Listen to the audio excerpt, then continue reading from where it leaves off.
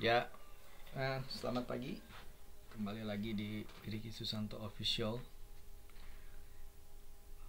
Hari ini kita akan membahas tentang bagaimana cara membuat surat waris anak ya, surat waris lah ya. Nah, ada beberapa hal yang harus kita lakukan untuk membuat surat ini. Surat ini berguna pastinya untuk mengurus rekening, biasanya untuk pengambilan dana.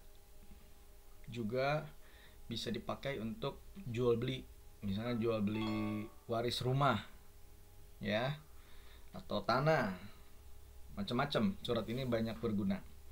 Nah, yang pertama yang harus kita lakukan adalah caranya nggak begitu susah ya.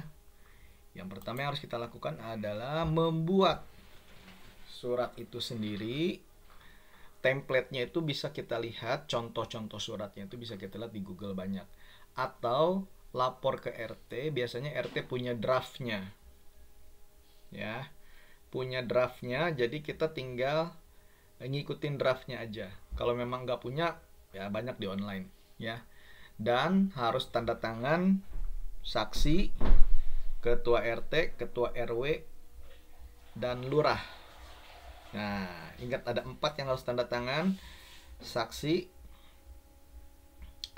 ketua RT, ketua RW, lurah. Ya, sama dicap. Biasanya RT, RW, dan lurah punya cap juga. Juga ya tentunya kita yang tanda tangan di atas materai. Mungkin sekarang materainya 10.000 bukan 6.000 ya.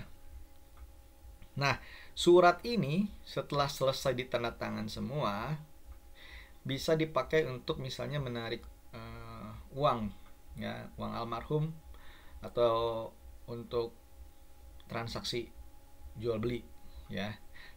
Nah, ini sebenarnya sudah cukup. Hanya kadang untuk nilai-nilai yang lebih besar, di mana misalnya jual beli rumah, itu perlu keputusan pengadilan ya. Jadi tahap kedua dari surat ini sudah muncul. Kalau memang tidak bisa dipakai, harus meminta penetapan pengadilan, surat keputusan pengadilan. Nah, kita langsung bawa saja surat ini beserta dokumen-dokumen lain, misalnya dokumen kematian, dokumen akte kematian, akte kelahiran, kartu keluarga. Langsung bawa ke pengadilan negeri setempat untuk mengurusnya. Nah, untuk ngurus ini biasanya memakan waktu ya, jadi harap sabar kalau mengurus sendiri, tetapi biayanya rendah dibanding meminta jasa notaris ya.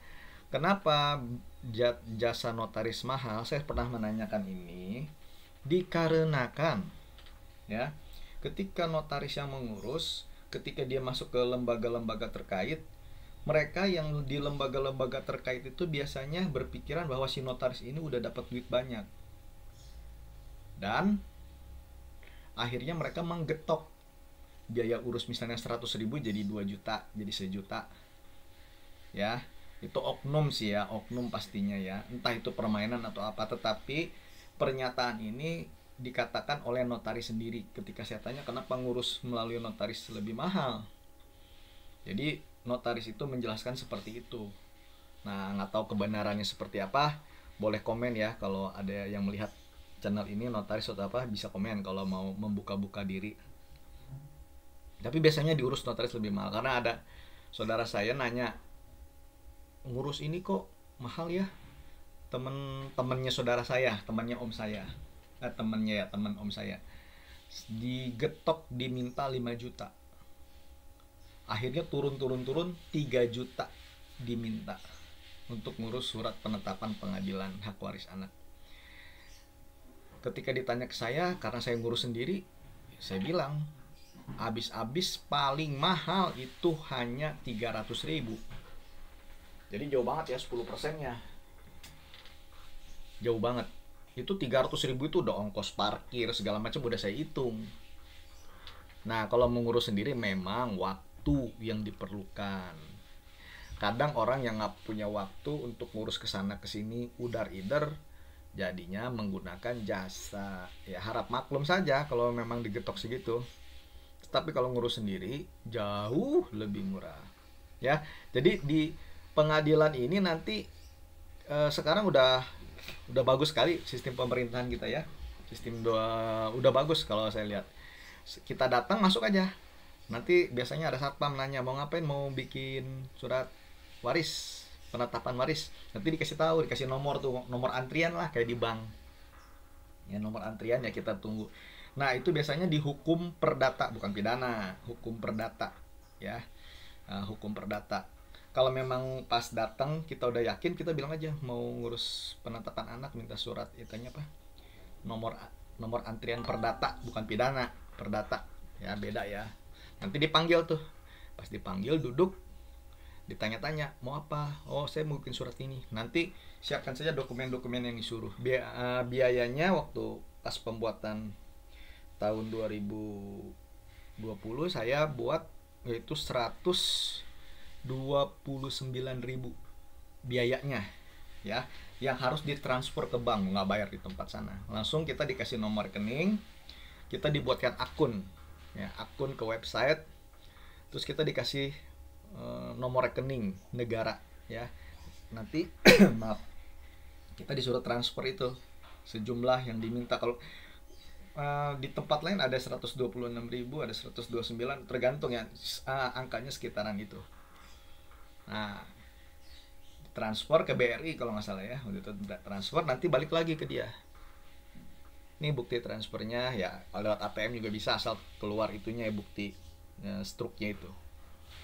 Nah, sudah, nanti kita diminta setelah bayar, kita siapkan aja dulu fotokopi, diminta biasanya tiga lembar ya, misalnya kartu keluarga 3 lembar fotokopi, KTP juga dibuatnya gede, fotokopinya kayak 1 lembar begitu ya, dibuat 333, nanti dikasih tahu sama mereka dibuat 333, dan setiap itu dikasih materai. Kalau zaman saya masih 6.000 materai, habis materai dan dilegalisir. Wah, ini legalisir, wah legalisirnya kemana? Ke kantor pos aja, di kantor pos aja bisa. Jadi kamu nanti bawa semua dokumennya yang udah difotokopi, terus ditempelin apa namanya, materai semuanya. Kira-kira habis deh waktu itu sekitar 10 atau 12 materai saya beli ya, 12 materai, anggaplah 10, misalnya 10 kali 6.000, 60.000. Nah itu biaya itu aja tadi, 129 tambah 60.000 biaya materai ya, kurang lebih 100.000 lah ya, anggap ya 220. Udah, materai semua ditempelin di setiap fotokopian, nanti bawa aja ke kantor pos. Di depan kantor pos kita mau bilang aja ke satpam, Pak atau bagian informasi mau legalisir. Nanti dikasih tunjuk tuh, ada satu tempat, biasanya ada satu tempat, oh itu tuh dengan bapak itu atau dengan ibu itu, nanti kita bawa, Bu mau legalisir. Ya udah, nanti sama dia dicap tuh, cep semuanya, tanda tangan dia semua, udah kita ambil aja. Ingat, tidak mengeluarkan biaya sedikit pun ya, gratis, legalisir gratis. Jadi tadi kita udah keluar biaya 129.000,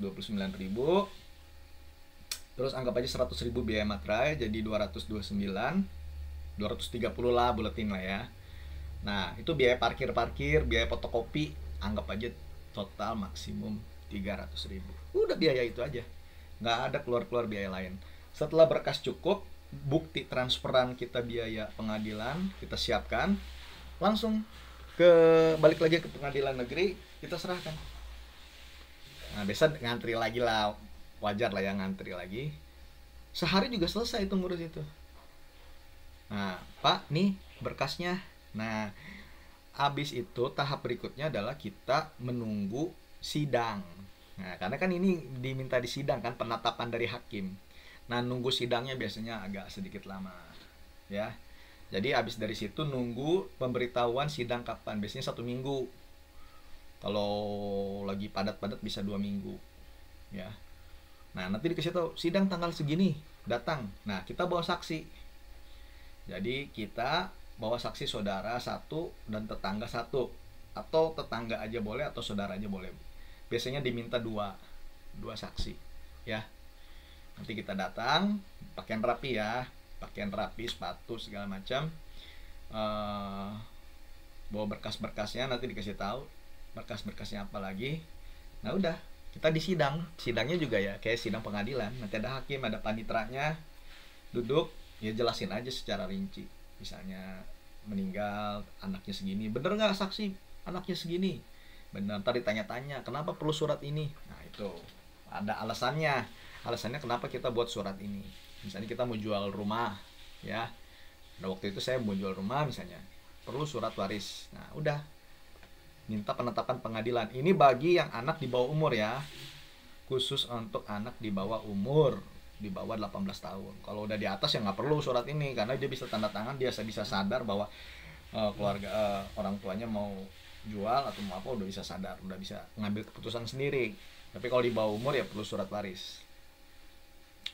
Nah udah, pengadilan udah kita ngejelasin, saksi bener nggak, bener, udah tanda tangan, udah tinggal nunggu keputusan pengadilan. Nah biasanya keputusan hakim, tinggal keputusan hakim ya. Keputusan hakim biasanya 1 minggu lah ya, 1 minggu. Kalau hakimnya bisa ini 2 minggu, 2 minggu. Tetapi saya bisa acungin jempol bahwa nggak ada pakai uang lagi ya, nggak ada. Misalnya kita minta dipercepat dong, nggak ada, nggak berani sekarang juga. Dan saya salut dengan aparat penegak hukum sekarang, nggak biar kita dipercepat kita kasih uang, nggak bisa, nggak boleh, lagi pula nggak boleh ya, dan nggak bisa, mereka juga nggak mau. Udah itu aja, nanti kita tinggal tunggu kabar dari pengadilan. Nah kabar ini bisa dikirim lewat email, biasanya lewat WA, SMS. Nah, SMS, WA. Jangan coba-coba kita, Pak bisa percepatnya ya, itu jangan lah ya, soalnya apa, mereka juga nggak mau terima uang kayak gitu ya.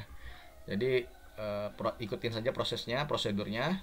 Habis itu udah, ketika itu di WA, kalau kita dapat, biasanya kita dapat akun Kementerian Hukum ya. Nah, nanti kita bisa cek di sana apakah sudah perkara kita nomor segini udah ada keputusannya belum. Nah kalau udah ada bisa dicek dari WA atau WA atau websitenya. Nah, udah ada kabar, atau nggak dia kirim email. Ada 3 ya, dari pengadilan kirim email, WhatsApp, atau nggak lewat websitenya Kementerian Hukum. Karena kita nanti dikasih nomor akun sendiri. Nah setelah itu udah jadi, ya udah kita tinggal datang ke pengadilan, udah tinggal ambil, udah pulang, nggak biaya lain.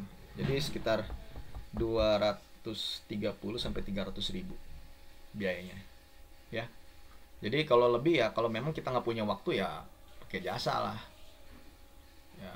Kalau kita bisa ada waktu untuk either nggak butuh cepet-cepet ya bisa. Saya ngurus itu cuma sehari selesai, tinggal nunggu pengadilan, habis itu udah ya. Jadi kalau nggak ada waktu ya silakan pakai jasa notaris ya. Biasa mereka sih kalau notaris yang bener disuruh kita ngurus sendiri karena biayanya ya. Tapi kalau notarisnya bukan nggak bener sih, notarisnya juga menyediakan jasa, ya sudah. Kalau kita juga nggak ada waktu tapi punya uang, mangga silahkan ya. Begitu. Kalau memang ada komentar atau masukan atau ada ralat kesalahan dari kata-kata saya, silakan mohon di kolom komentar. Jadi terima kasih, semoga channel ini bisa membantu kita. Jadi kalau menurut saya ngurus-ngurus segala sesuatu sekarang lebih mudah, lebih enak. Oke, sampai ketemu lagi di cara-cara berikutnya yang benar yang bisa kita lakukan. Terima kasih.